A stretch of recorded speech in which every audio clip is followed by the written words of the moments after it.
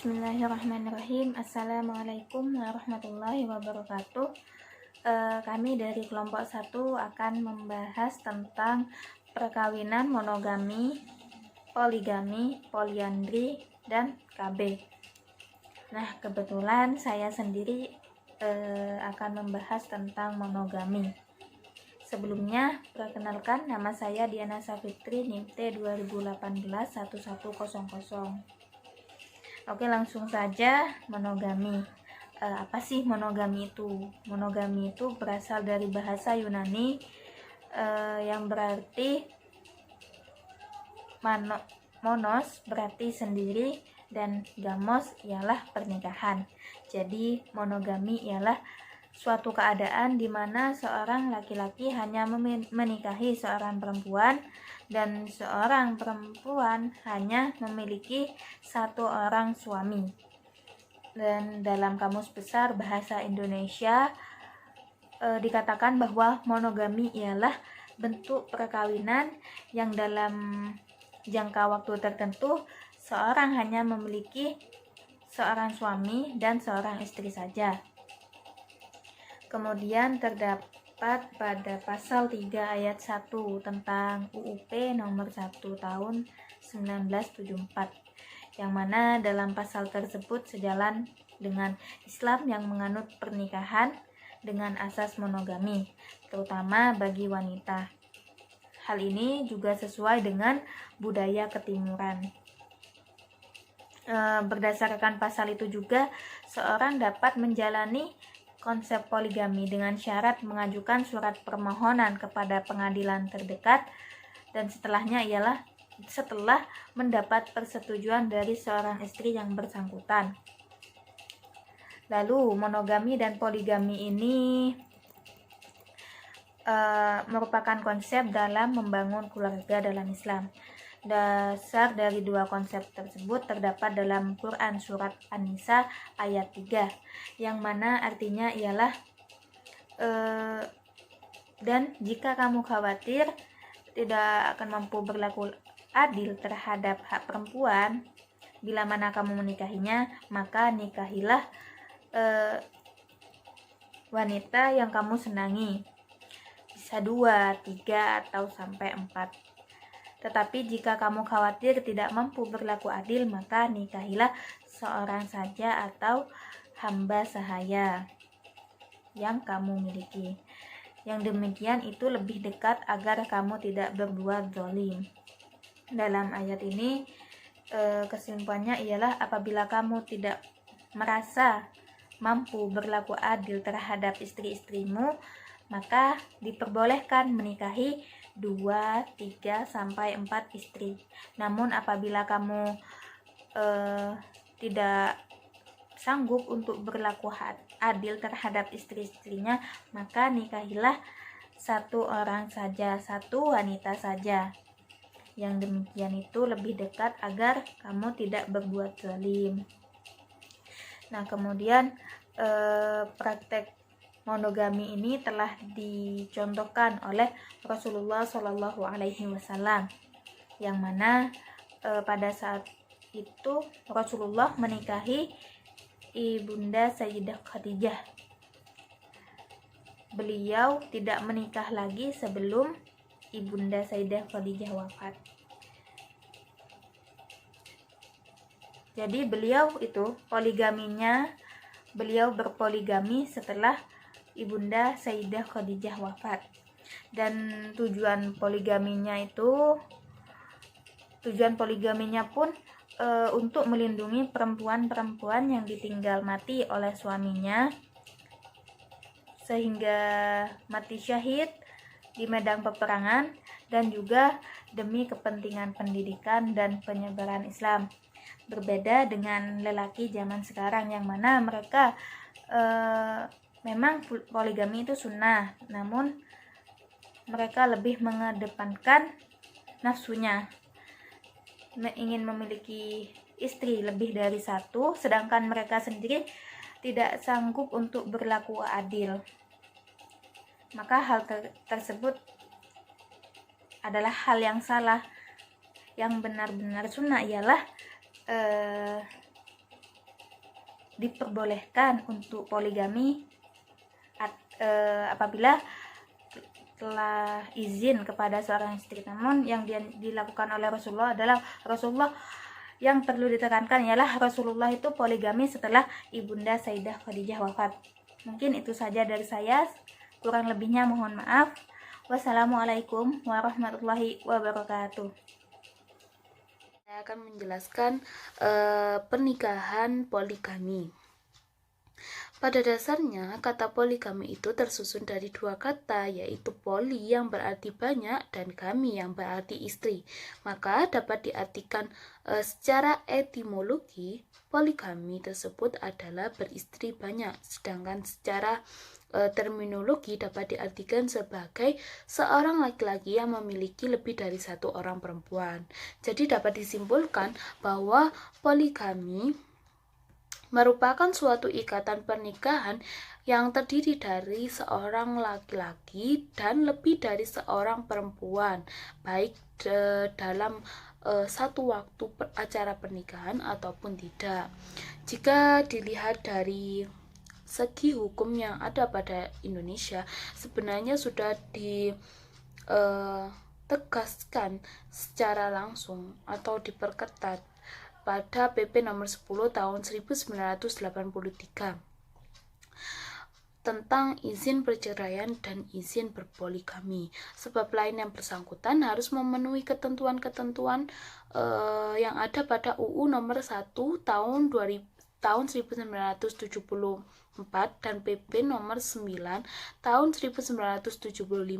Jika harus memenuhi ketentuan-ketentuan tersebut, juga harus memenuhi ketentuan-ketentuan dalam PP nomor 10 tahun 1983. Di sana juga dijelaskan bahwa pegawai negeri yang bercerai atau ingin berpoligami harus memperoleh izin dari pihak atau pejabat yang berwenang untuk itu. Itu sudah dijelaskan pada pasal nomor 3 dan nomor 4. Jika seorang pegawai negeri sipil melanggar aturan tersebut, maka akan dipecat secara tidak terhormat. Ketentuan berpoligami juga dapat dilihat dari segi Islam. Sebenarnya dalam Al-Quran juga sudah ada ketentuan-ketentuannya, seperti berpoligami itu boleh dalam kondisi atau keadaan tertentu. Yang kedua yaitu kebolehan berpoligami dibatasi dengan pembatasan jumlah istri, yaitu tidak lebih dari 4 orang istri. Yang ketiga yaitu pemberian hak yang sama pada masing-masing istri, atau dengan kata lain bersikap adil. Yang terakhir yaitu pemberian izin ini merupakan pengecualian dari cara yang biasanya. Mengenai hikmah diizinkan berpoligami dalam keadaan darurat, itu ada syarat-syaratnya, yaitu yang pertama untuk mendapatkan keturunan bagi seorang suami yang subur dan ketika ia memiliki istri yang mandul. Yang kedua yaitu untuk menjaga keturunan keluarga tanpa bercerai dengan istri pertama. Dengan sebab seorang istri yang pertama ini tidak dapat menjelaskan tugas istri sebagaimana mestinya. Yang ketiga maksud saya yaitu untuk menyelamatkan suami yang hiperseks dari perbuatan zina dan krisis akhlak di luar sana. Yang keempat yaitu untuk menyelamatkan kaum wanita dari krisis akhlak yang ketika seorang perempuan itu berada atau bertempat tinggal di negara atau masyarakat yang jumlah perempuannya lebih banyak daripada laki-laki ya. Sedangkan hikmah dari Nabi Muhammad SAW diizinkan beristri lebih dari seorang perempuan, bahkan lebih dengan syarat untuk kepentingan pendidikan dan pengajaran agama untuk kepentingan politik dan mempersatukan suku bangsa Arab dan untuk menarik mereka masuk kepada agama Islam. Lalu yang ketiga yaitu untuk kepentingan sosial dan kemanusiaan. Ada dari surat An-Nisa ayat 2 dan ayat 3 dapat dikelompokkan menjadi 3 ulama yang berbeda pendapat. Kelompok pertama itu membolehkan berpoligami dan tidak membatasi jumlah istri. Argumen ini didukung dari kata atau kalimat An-Nisa yang berarti perempuan. Dalam ayat tersebut menunjukkan pemahaman bahwa bilangan tanpa batas. Yang kedua yaitu kalimat matsna, 2-2, dan sulasa, 3-3, lalu ruba'ah, 4-4. Pada ayat tersebut tidak layak digunakan sebagai alasan untuk membatasi bilangan perempuan yang boleh dikawini dari kalimat nisa yang menunjukkan bilangan umum. Lalu kelompok kedua, pada kelompok ini membatasi pembolehan mengawini seorang perempuan hanya sampai 4. Selain dengan pemahaman konvensional, mereka menolak penafsiran kelompok pertama yang juga mendasarkan pada kisah seorang sahabat yang bernama Ghilan. Sebelum memeluk Islam, ia mempunyai 10 orang istri. Kemudian setelah ia masuk Islam, Rasulullah menyuruh untuk menetapkan istrinya hanya sampai 4 saja. Hal ini juga dialami oleh sahabat Haris ketika itu ia memiliki 8 orang istri. Kemudian Rasulullah menyuruh mempertahankan dan menceraikan 4 istri lainnya. Sebenarnya mereka itu kelompok pertama dan kelompok kedua itu persamaannya yaitu sama-sama memperbolehkan berpoligami, hanya saja mereka tidak sependapat tentang jumlah wanita yang dinikahinya. Yang selanjutnya yaitu kelompok ketiga. Kelompok ketiga diwakili oleh ulama kontemporer, di antaranya Muhammad Abduh. Menurut Muhammad Abduh, poligami hukumnya tidak boleh. Pada dasarnya, kelompok ini berpendapat bahwa hukum poligami itu boleh, asalkan sang suami dapat berlaku adil kepada istri-istrinya. Namun, jika dilihat dalam persoalan di zaman sekarang ini, sangat sulit kita temui seorang suami yang dapat berperilaku adil kepada istrinya. Oleh karena itu, kelompok ini tidak memperbolehkan berpoligami. Banyak di luar sana seorang suami yang berpoligami, tapi ia mengabaikan istri dan anak pertamanya dan lebih memfokuskan diri kepada istri keduanya. Hal ini akan menimbulkan ketidakadilan dalam berpoligami. Ketidakadilan yang dilakukan oleh suami tidak hanya dalam berhubungan seksual, tapi pada akhirnya akan merambat ke hal-hal materi. Bahkan poligami tersebut sebenarnya hanya bertujuan untuk memuaskan hawa nafsu kaum laki-laki dan kebutuhan biologis tanpa ada tanggung jawab penuh sebagai seorang suami. Pemberian izin ini merupakan pengecualian dari cara yang biasanya. Mengenai hikmah diizinkan berpoligami dalam keadaan darurat, itu ada syarat-syaratnya, yaitu yang pertama untuk mendapatkan keturunan bagi seorang suami yang subur dan ketika ia memiliki istri yang mandul. Yang kedua yaitu untuk menjaga keturunan keluarga tanpa bercerai dengan istri pertama. Dengan sebab seorang istri yang pertama ini tidak dapat menjelaskan tugas istri sebagaimana mestinya. Yang ketiga maksud saya yaitu untuk menyelamatkan suami yang hiperseks dari perbuatan zina dan krisis akhlak di luar sana. Yang Yang keempat yaitu untuk menyelamatkan kaum wanita dari krisis akhlak yang ketika seorang perempuan itu berada atau bertempat tinggal di negara atau masyarakat yang jumlah perempuannya lebih banyak daripada laki-laki ya. Sedangkan hikmah dari Nabi Muhammad SAW diizinkan beristri lebih dari seorang perempuan, bahkan lebih dengan syarat untuk kepentingan pendidikan dan pengajaran agama, untuk kepentingan politik dan mempersatukan suku bangsa Arab, dan untuk menarik mereka masuk kepada agama Islam. Lalu yang ketiga yaitu untuk kepentingan sosial dan kemanusiaan. Ada dari surat An-Nisa ayat 2 dan ayat 3 dapat dikelompokkan menjadi 3 ulama yang berbeda pendapat. Kelompok pertama itu membolehkan berpoligami dan tidak membatasi jumlah istri. Argumen ini didukung dari kata atau kalimat An-Nisa yang berarti perempuan. Dalam ayat tersebut menunjukkan pemahaman bahwa bilangan tanpa batas.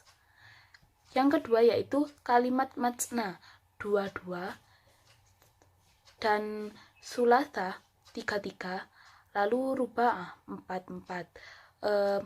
Pada ayat tersebut tidak layak digunakan sebagai alasan untuk membatasi bilangan perempuan yang boleh dikawini dari kalimat nisa yang menunjukkan bilangan umum.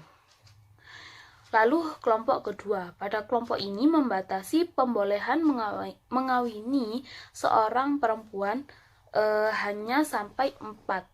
Selain dengan pemahaman konvensional, mereka menolak penafsiran kelompok pertama yang juga mendasarkan pada kisah seorang sahabat yang bernama Ghilan. Sebelum memeluk Islam, ia mempunyai 10 orang istri. Kemudian setelah ia masuk Islam, Rasulullah menyuruh untuk menetapkan istrinya hanya sampai 4 saja. Hal ini juga dialami oleh sahabat Haris ketika itu ia memiliki 8 orang istri. Kemudian Rasulullah menyuruh mempertahankan dan menceraikan 4 istri lainnya. Sebenarnya mereka itu kelompok pertama dan kelompok kedua itu persamaannya yaitu sama-sama memperbolehkan berpoligami, hanya saja mereka tidak sependapat tentang jumlah wanita yang dinikahinya. Yang selanjutnya yaitu kelompok ketiga. Kelompok ketiga diwakili oleh ulama kontemporer, di antaranya Muhammad Abduh. Menurut Muhammad Abduh, poligami hukumnya tidak boleh. Pada dasarnya, kelompok ini berpendapat bahwa hukum poligami itu boleh, asalkan sang suami dapat berlaku adil kepada istri-istrinya. Namun, jika dilihat dalam persoalan di zaman sekarang ini, sangat sulit kita temui seorang suami yang dapat berperilaku adil kepada istrinya. Oleh karena itu, kelompok ini tidak memperbolehkan berpoligami. Banyak di luar sana seorang suami yang berpoligami, tapi ia mengabaikan istri dan anak pertamanya dan lebih memfokuskan diri kepada istri keduanya. Hal ini akan menimbulkan ketidakadilan dalam berpoligami. Ketidakadilan yang dilakukan oleh suami tidak hanya dalam berhubungan seksual, tapi pada akhirnya akan merambat ke hal-hal materi. Bahkan poligami tersebut sebenarnya hanya bertujuan untuk memuaskan hawa nafsu kaum laki-laki dan kebutuhan biologis tanpa ada tanggung jawab penuh sebagai seorang. Bismillahirrahmanirrahim. Assalamualaikum warahmatullahi wabarakatuh. Perkenalkan, nama saya Renaldi Sugiarto, NIM T2018-97. Nah, saya dari kelompok 1. Saya akan di sini saya akan menerangkan tentang materi poliandri. Poliandri ialah perkawinan antara satu orang wanita dengan beberapa orang laki-laki sekaligus. dalam ensiklopedia Islam, istilah poliandri merupakan sejenis dari poligami. Poligami berasal dari kata Yunani yang berarti satu perkawinan yang lebih dari seseorang. Poligami dapat dibedakan menjadi dua macam, yaitu poliandri dan poligimi. Di sini saya akan menjelaskan poliandri. Poliandri berasal dari kata polus yang berarti banyak dan andros yang berarti laki-laki. Jadi poliandri adalah dapat diambil istilah dapat diambil pertengahannya itu perkawinan seorang perempuan dengan lebih dari satu orang laki-laki. Sedangkan poligami nanti akan dijelaskan oleh kelompok saudari kelompok yang lain, kelompok saya. Sejarah masyarakat manusia mencatat berbagai bentuk keprimitifan dan kebid'ahan yang dilakukan pada tempat dan masa yang berbeda. Salah satu bentuk kebiadaban, maksudnya bukan kebid'ahan, kebiadaban tersebut ialah praktik perkawinan poliandri. Poliandri sudah terkenal pada zaman dahulu. Di bangsa Arab ini juga dikenal dengan istilah ar-rahtun. Praktik poliandri sudah dari dulu sudah ada. Contohnya yaitu praktik poliandri yang dilakukan di berbagai negara bagian timur seperti Sri Lanka, bangsa Tibet, bangsa Taudan di sebelah India, sebagian bangsa Kenya, bangsa Masi, dan Bahima di Afrika, serta bagian bangsa-bangsa Eskimo. Hukum di negara tersebut membolehkan beberapa orang yang bersaudara memiliki satu orang wanita pada satu hari di dalam jam yang berbeda. Berlakunya aturan poliandri ini mengharuskan beberapa orang laki mencampuri satu perempuan secara bersamaan. Jika laki-laki tertua menikahi seorang perempuan, maka perempuan tersebut sekaligus menjadi istri dari adik-adik suaminya, dan suaminya sekaligus menjadi suami dari adik-adik perempuan tersebut. Masyarakat India memperbolehkan seorang perempuan bersuami 5, 6, atau 10, bahkan seorang perempuan India boleh bersuami lebih dari 10 orang dengan syarat laki-laki yang dijadikan suami tersebut bersaudara atau masih memiliki hubungan kekerabatan. Maka hukum ini berimplikasi bahwa pemuda-pemuda yang tidak memiliki saudara akan sulit mendapatkan pasangan hidup. Lalu itu di negara-negara lain. Kalau bicara tentang hukum itu fleksibel tergantung di mana tempatnya.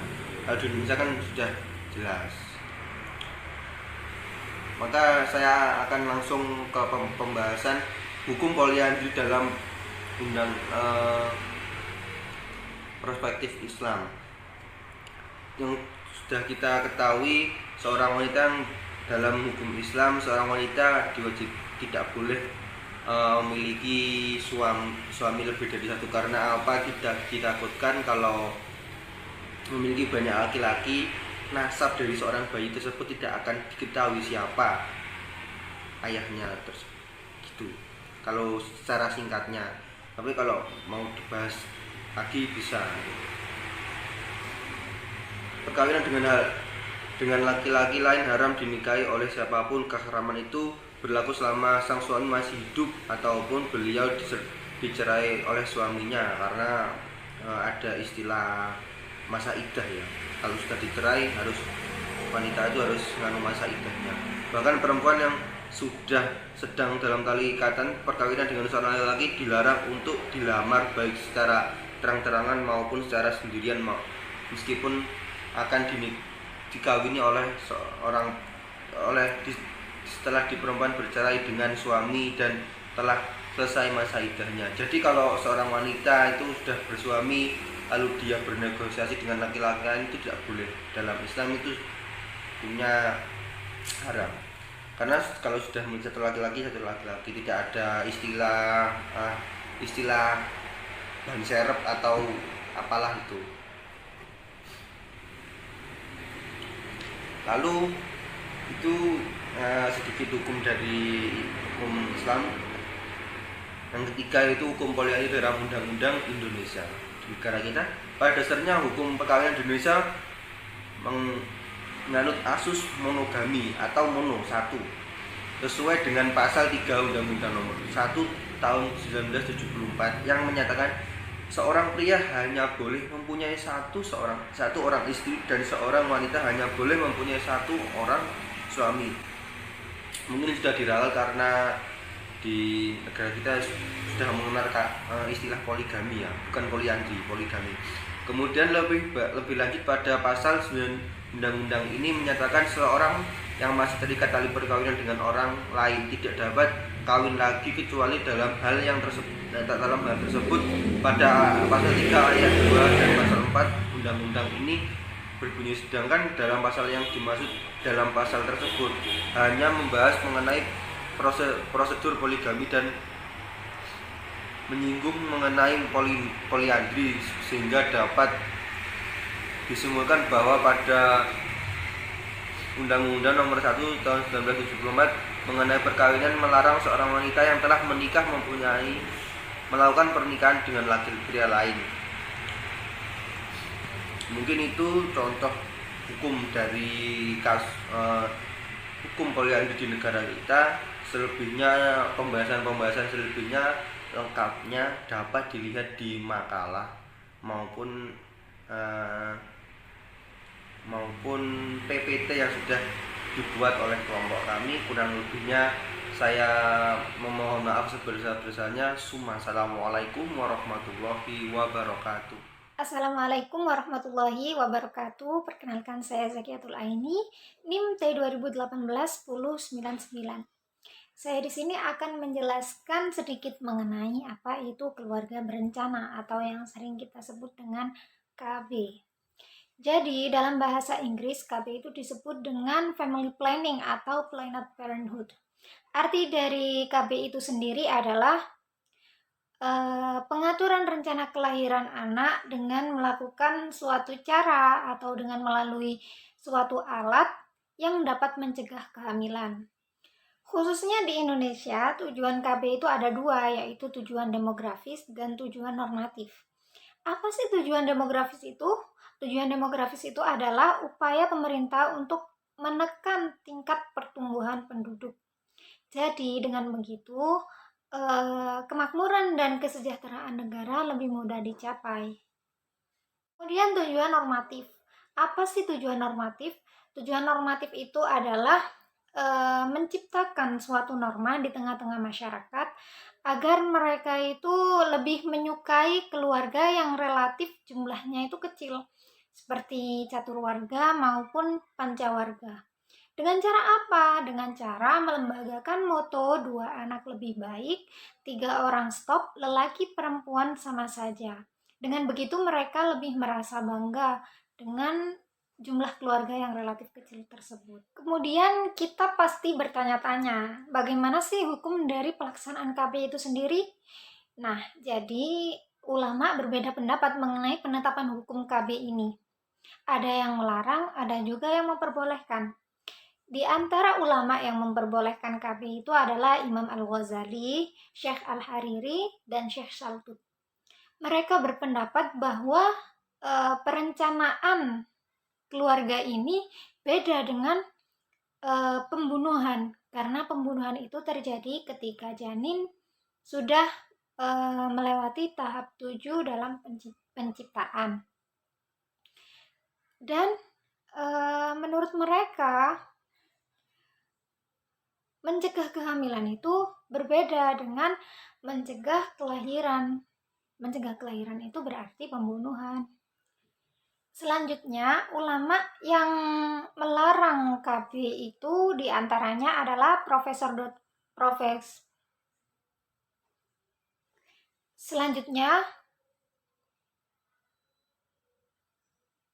Selanjutnya, ulama yang melarang KB itu sendiri diantaranya adalah Profesor Dr.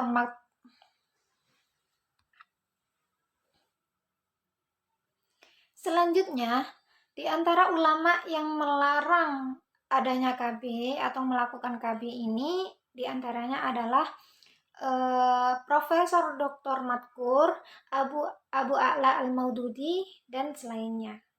Mereka berpendapat bahwa KB itu sama dengan membunuh keturunan. Mereka berlandaskan pada firman Allah dalam surah Al-Isra ayat 31.